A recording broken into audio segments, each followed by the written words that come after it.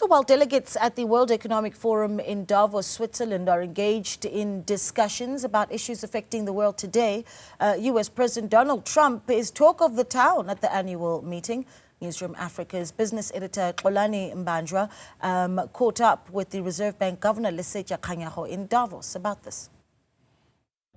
Team South Africa is on the ground in Davos, Switzerland for the World Economic Forum here at the 2025 annual meeting. Over 3,500 delegates from the government, civil society and business, as well as many other corporate clients. There's so much to talk about when it comes to the theme this year, which is collaboration in the intelligent age. I'm not alone. I am with our very own central bank governor, Lesetja Kganyago, who joins us now. Thank you so much, Governor, for your time. It's day number 3. What have you gleaned thus far about this particular theme, collaboration in the intelligent age, as far as the deliberations that you've had this year thus far?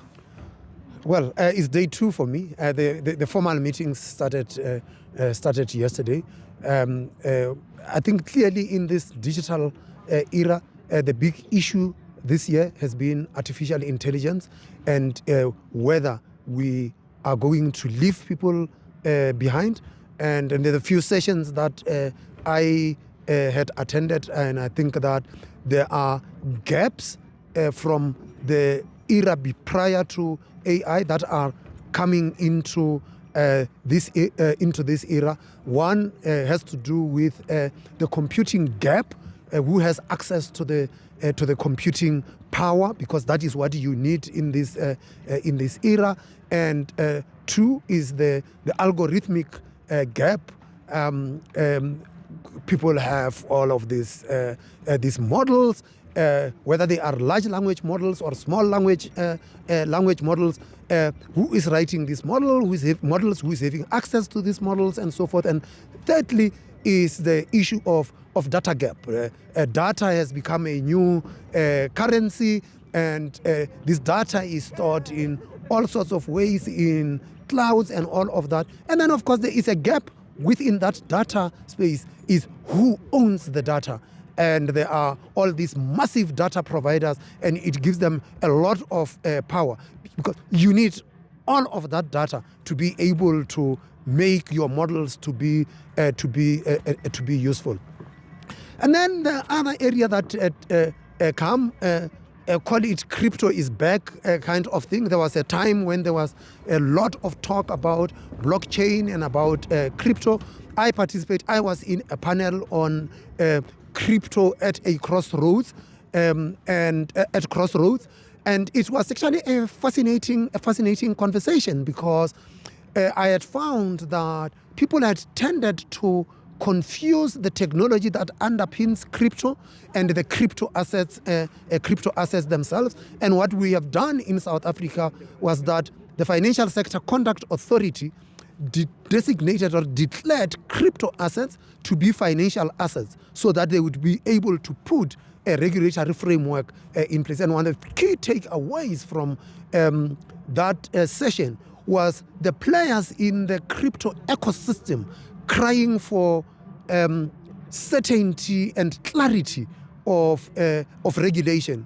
And of course, people are fascinated about what is actually happening in that crypto space.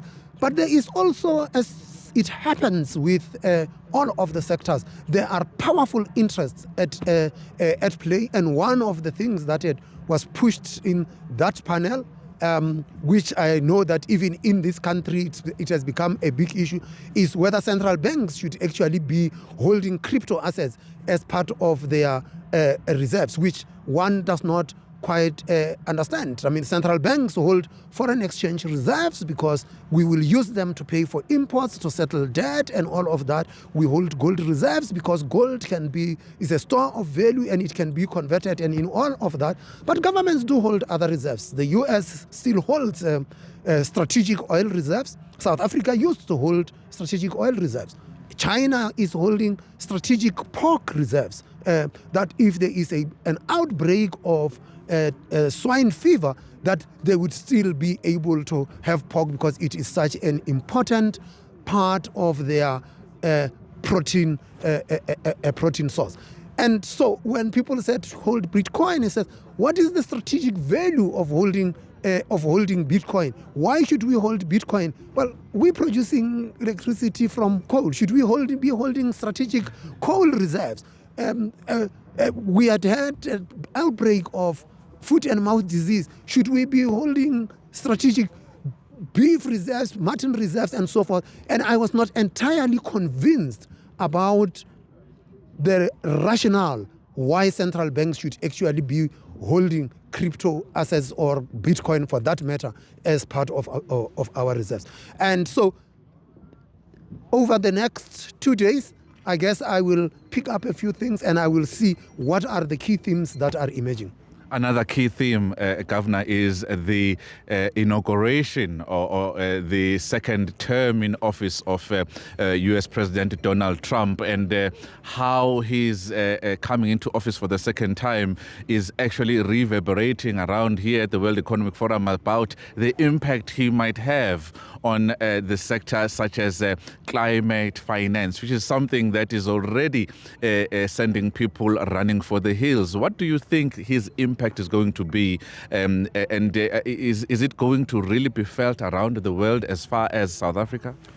I'm not a good political analyst, and what I had spent my time doing here, and my team had also been looking at, is what are the policies that are likely to come out of the biggest economy in the world, which President Trump is leading, and those policies, which are the ones most likely to impact on South Africa, and if they do, through which channels would that happen? There had been talk of imposing tariffs. Some of the tariffs would be imposed on our trading partners. At the moment, there was nothing that suggested South Africa would have tariffs imposed on them. But whichever way it goes, if there are tariffs that are imposed, those tariffs will affect international trade, one, and two, could be inflationary. And if they are inflationary, it would mean that the gains that central banks have made since the great inflation of 2022 could be halted or even reversed. And if they are reversed, what would be the response of central banks? Central banks tend to say, we will look through the shock. The problem is if there are a multiplicity of shocks, as we would see in this case, that there would be a multiplicity of shocks. And when that happens and there are a multiplicity of shocks, central banks would have to react. And if the major central banks react, it will then hold the process that we had seen of reducing monetary policy restrictiveness in the advanced economies, which would mean global financial conditions will be tight for longer. And if they are tight for longer, it has got implications for capital flows to small open economies such as South Africa. And it has got implications for the realignment of exchange rates. As we have seen, the dollar has strengthened across against major currencies, and that has got implications. And for South Africa, then when we then look and it says you have got foreign inflation that could be rising, a currency that would be depreciating, what would that mean for our own inflation dynamics? Well, it is not that clear, because as part of the announcements that came out of Washington, one of the impacts had been on the oil price. But the oil price went in the other direction. It declined. And for South Africa as an oil importer, that would be of benefit in terms of the disinflation process. But there are so many moving parts. We will have to distill what this thing actually means. Lots of these things have been announcements. You have got to see the concrete government programs to be able to respond to that. And you raised the issue of climate and climate finance. And I think one of the things has been that the US will pull out of the Paris agreement. And it has got implications for the global climate agenda. The thing about the climate agenda is that it is different from so many other things. If you have got a trade dispute with one country, you can walk away and go and trade with another. The thing about climate is that we have got one planet. So if one country walks away and continues to emit, the planet will get warmer and all of us will just face the consequences of climate change. And we have seen this. And for South Africans, the issue of climate change is not some obscure, abstract topic. We are living through that. We had seen extreme weather taking place in South Africa, from floods to the point where at times we would have floods in one province and we would have drought in another. We would have fires breaking out in another. We are living through the era of climate change, and it is a reality. And if the largest economy pulls out of the global climate agenda, it's got implications. Part of the thing is to finance adaptation and mitigation with respect to climate change. And the big debate has always been the global north have got to avail resources so that the global south could be brought along. And if those resources are going to be reduced or disappear because the major economies are pulling out, that just puts the planet at risk.